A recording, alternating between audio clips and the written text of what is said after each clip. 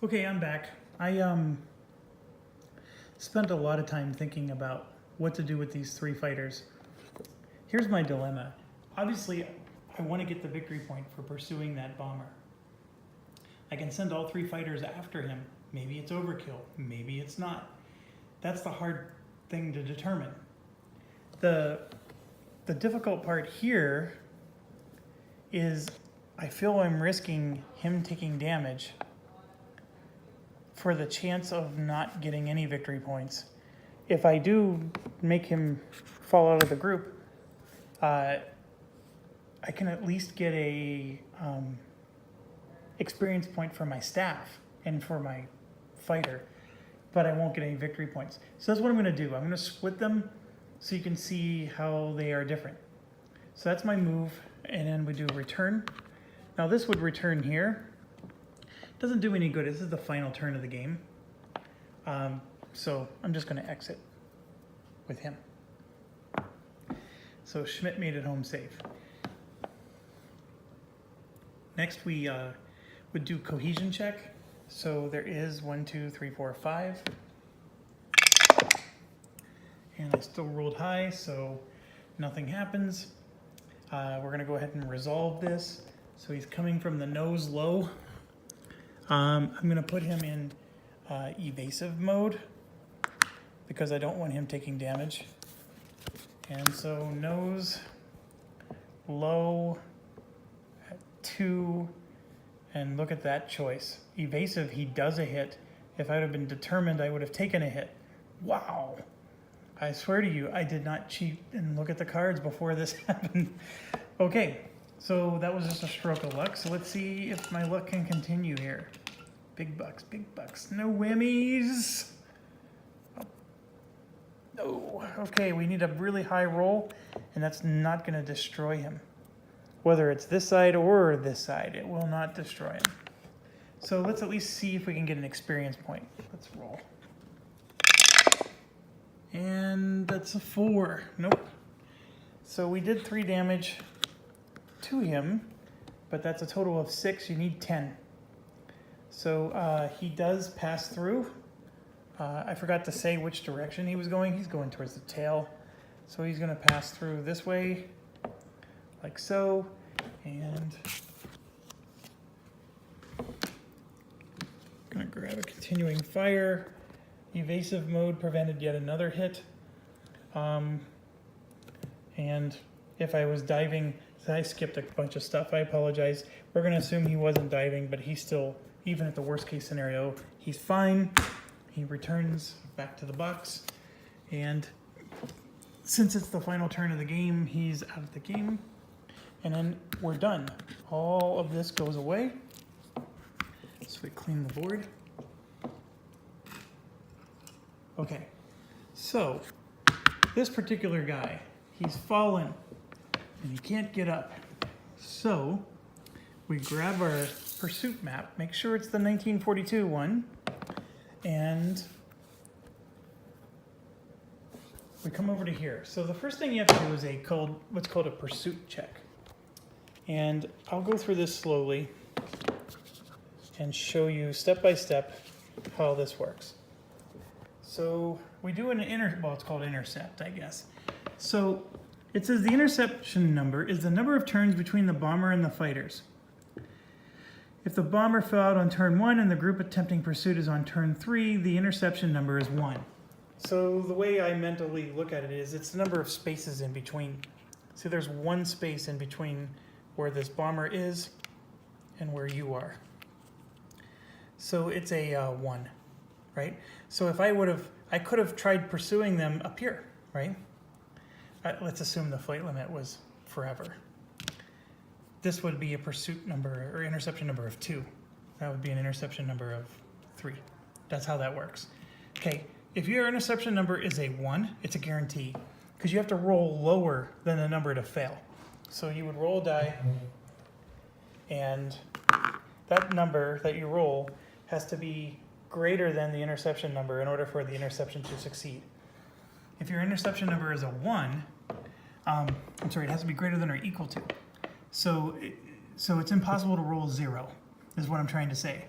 So as long as you intercept right away and only have one space in between, it's guaranteed. So, but that is part of the rules, and so be careful. Now the other thing is I have to pick my groups, right? Because there could be like 3 bombers here.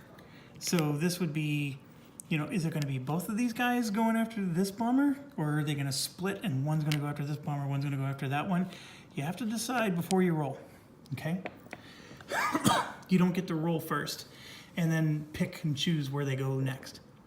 Okay, so we only have 1 bomber, and it's these 2 guys. So we're gonna bring these over, and then you can put this token away. You don't need this anymore, but you do need the damage tokens. Take those with you. Okay, so now it's got a very big section on setup, and like here, only 1 fighter group is allowed, blah, blah, blah. You know, you can read all of this. It is very, just like the rest of the rules, it's very handy.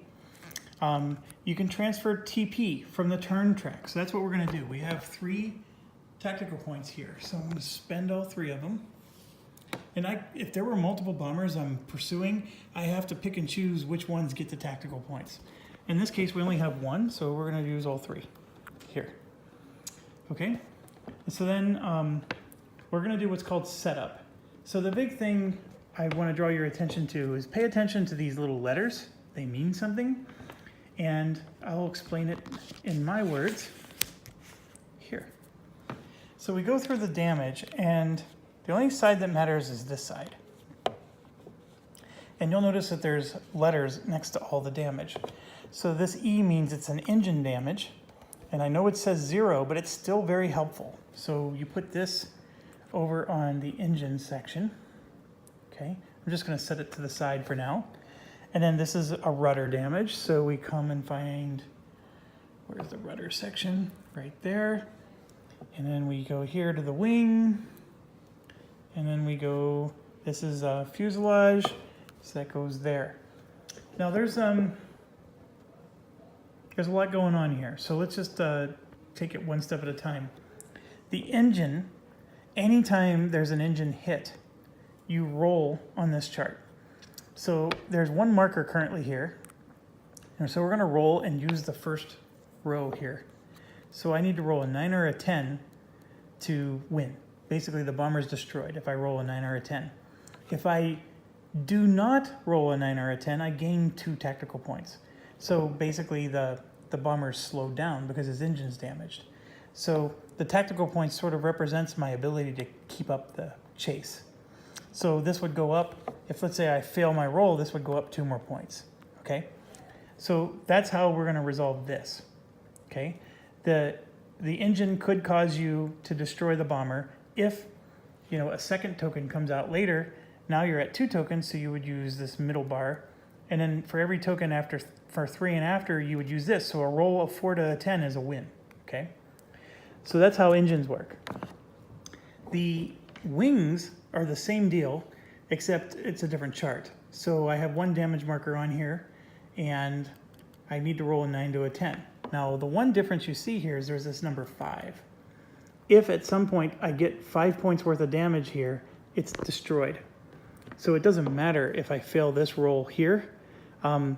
If I get 5 points of damage, that's an automatic destroy. And then of course it's an automatic destroy if you put it on fire. And see here, for each damage marker, roll 1 die. Number rolls in the printed range, the bomber's engulfed, and it's destroyed. Okay. So now we go to the rudder. I can tell you right now, before we're even rolling, it's already destroyed. See, 3, we hit the number, it's destroyed. So even though the bomber fell out of the group, it was destroyed before our fighters even arrived. I'll explain this scenario in a second. Elevator, same deal. There's a turret damage that if you damage the turret high or low, you could cause the lethality level to go up or down. So like for example, you have these different directions. This is a lethality level of 1 here. If the, turrets were damaged, it actually causes the lethality level to change. The gunner causes the lethal level to reduce by 1. And here you can say, it grants an attack advantage each turn. Level attacks benefit from neither. Oh, I'm sorry, yeah. You get an attack advantage. Yeah, I said it wrong. It was the gunner I was explaining that changes the lethality level. This is a turret damage. And we can look up what those mean. There's a nice explanation right here when a damage marker is placed, and we can go over what happens. The cockpit has a bailout roll, so every time the cockpit gets damaged, you roll a die. And then the fuselage, this is an interesting one. It says for the purposes of damage, you add up fuselage, cockpit, elevator, gunner, rudder, and turret. So you add up everything except for the engine and the wing, basically. So all the stuff you see here, here, if it adds up to 8, so this would be actually 3 plus 1, you have 4 damage towards this 8. It's not just 1 out of 8, it's 4, because that rudder damage counts. So the fuselage number is a cumulative number of all these things. Okay, I can tell you right now, it's destroyed. We don't even have to roll a number. We're not going to get to do any pursuit. By the time, so basically our fighters are pursuing it, and we found it's already crashed into the ground before we even arrived. So that's the scenario here. So what happens? What happens is we do get a victory point because it's destroyed, and we get an experience point for the staff, but we don't get anything for our pilots because our pilots didn't do anything. And so right here. So we immediately make fire and bailout checks. It's possible that the bomber is destroyed due to the distribution. It means the aircraft met its demise before the pursuing fighters caught up to it. These fighters may not intercept another bomber. So that's the other thing too. I just committed 2 fighters to this.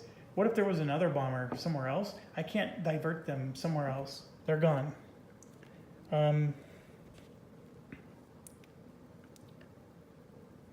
The staff earns experience and victory points, but the individual fighters do not. And VP may only be earned for successfully intercepted bombers. So all that's saying is you have to have a successful interception. I mean, we knew actually the moment we drew this that he was destroyed, but you still have to successfully intercept.